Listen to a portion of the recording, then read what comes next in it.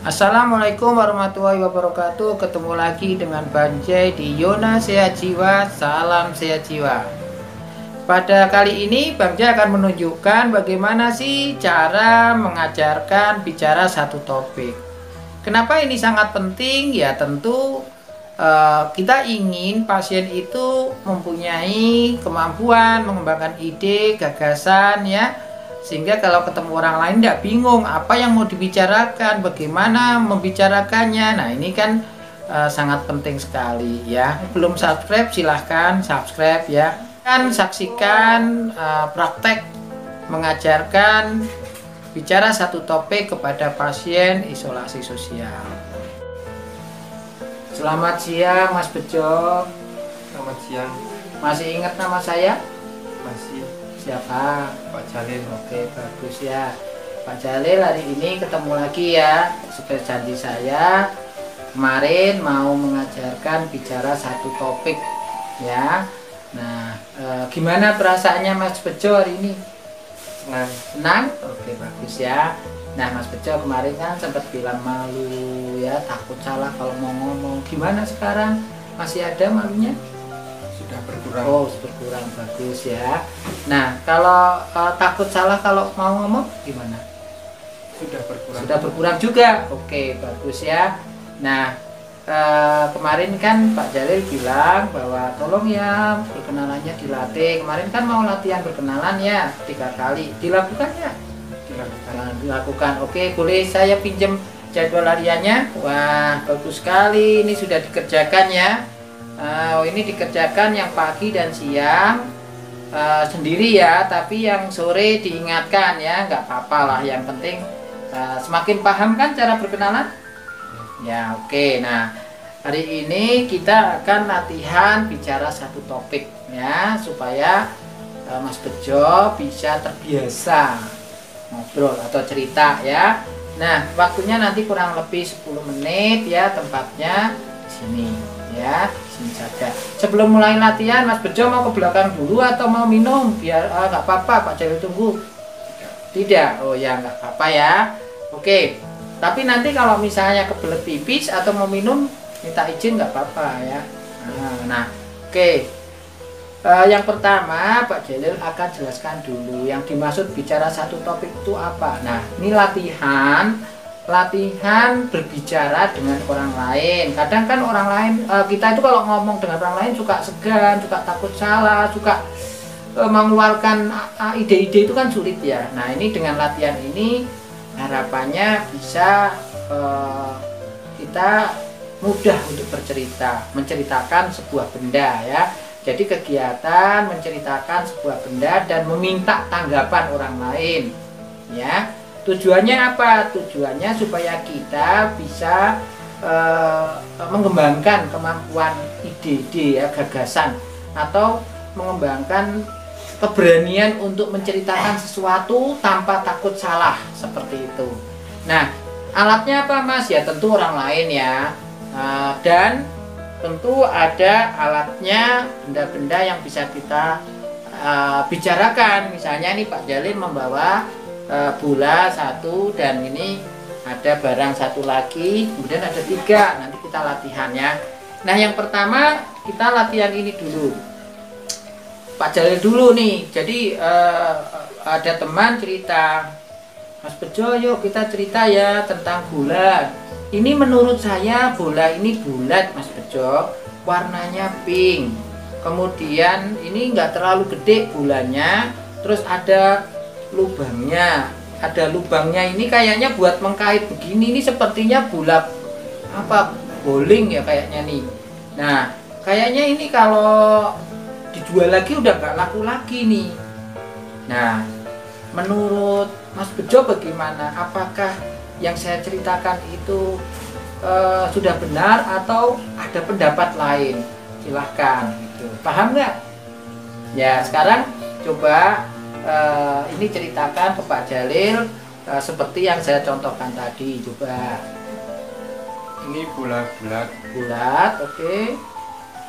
pink, Warnanya pink, bagus. Terus apa lagi? ada lubangnya. Ada lubangnya. Ini kira-kira lubangnya buat apa Mas? dikaitkan.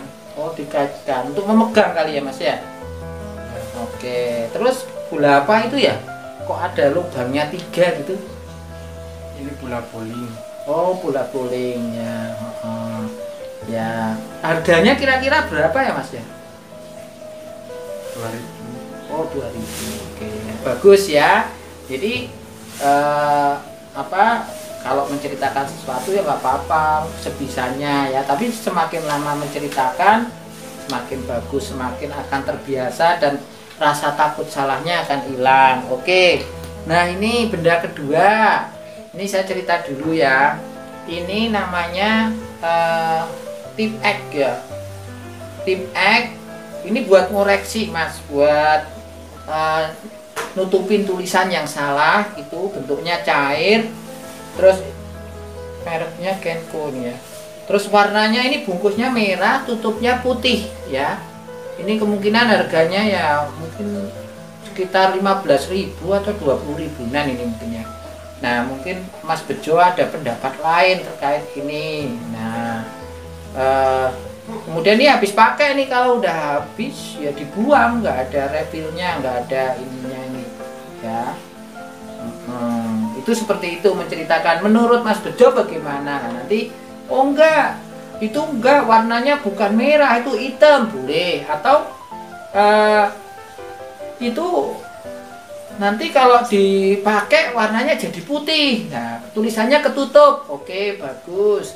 Atau buka harganya enggak 20.000 Pak, itu 25.000. Nah nanti kalau misalnya sudah mampu bercakap-cakap itu akan ada tanggapan. Nah menurut aku begitu, kalau menurut kamu bagaimana? Nah gitu, jadi ada ngobrol gitu loh Mas Bejo ya. Nah coba diulang lagi. Ini tip X Ya. yang bawah warnanya merah, yang atas putih. Ini buat nutupin tulisan yang salah. Yang salah, oke bagus. Apa lagi? Ini harganya 15.000-an. Oke. Ini habis sekali pakai, kalau habis dibuang. Bagus dibuang. Oke. Nanti cara gunainnya dibuka dulu. Dibuka, terus dibuat ini kali ya, apa namanya? Ya. Menghapus ya. Oke bagus ya. Nah begitu ya. Nah, kira-kira. Nah kalau tadi 2 kan sudah saya contohkan ya, dan bisa. Saya yakin yang ini juga bisa. Coba ini ceritakan ke Pak Jalil sebanyak yang bisa jenengan ceritakan. Yuk. Ini pena. Pena. Ini digunakan untuk menulis. Menulis. Ini warnanya hitam. Hitam. Oke. Jadi nanti dibuka dulu baru buat ditulis di buku. Oke. Buku ya. Terus harganya kira-kira berapa Mas? Ini harganya 3.000. 3.000. Oke. Ya. Itu kira-kira habis pakai atau bisa diisi ulang Mas? Ini habis pakai. Habis pakai. Tapi sepertinya ini ada ininya loh Mas. Kalau ada isi ulang itunya, tuh kan bisa di ini ya. Oke. Bagus ya, sudah bisa bercerita satu topik. Gimana perasaannya sudah bisa cerita satu topik? Saya senang. Senang ya. Oke, kan seperti kenalan kemarin harus ditambahkan latihannya. Kemarin kan latihan perkenalan, sudah kenal beberapa temennya ya. Nah sekarang latihan bicara satu topik ini juga harus dilatih. Mau berapa kali latihannya? 3. Oh 3 kali. Oke, pagi jam berapa? 9. 9. Siang jam berapa? 1. 1. Sore jam berapa? 5. 5. Oke, ini udah saya tuliskan.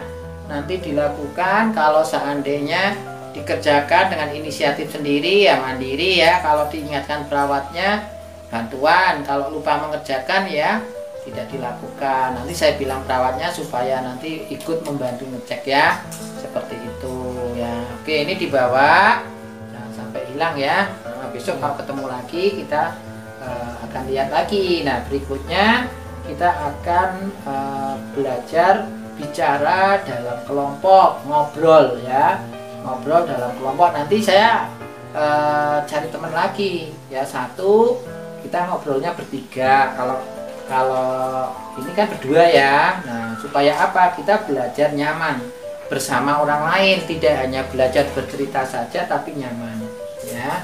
Oke, seperti itu ya. Oke, cukup. Kalau Mas Bejo mau istirahat silahkan, Pak Jalil mau melanjutkan pekerjaan. Oke ya, sampai ketemu lagi ya.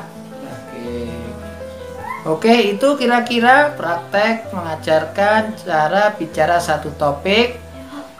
Bisa memberikan gambaran kan bagaimana cara bicara satu topik yang diharapkan di keterampilan coping, mengembangkan hubungan sosial secara bertahap.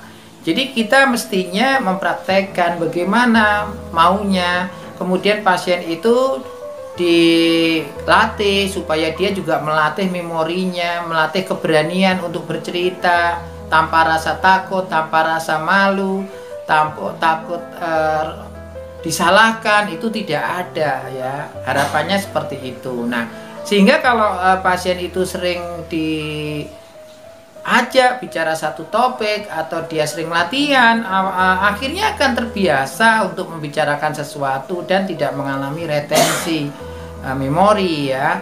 Sehingga pasiennya juga akan merasa mudah untuk mengeluarkan ide dan gagasan, ada keberanian.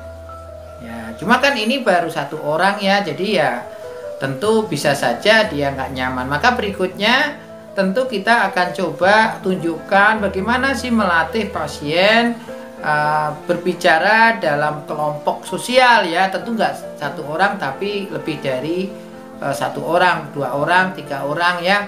Yang penting bagaimana pasien ini bisa saling bertukar ide dan gagasan. Itu saja, sampai ketemu lagi. Wassalamualaikum warahmatullahi wabarakatuh. Sampai jumpa.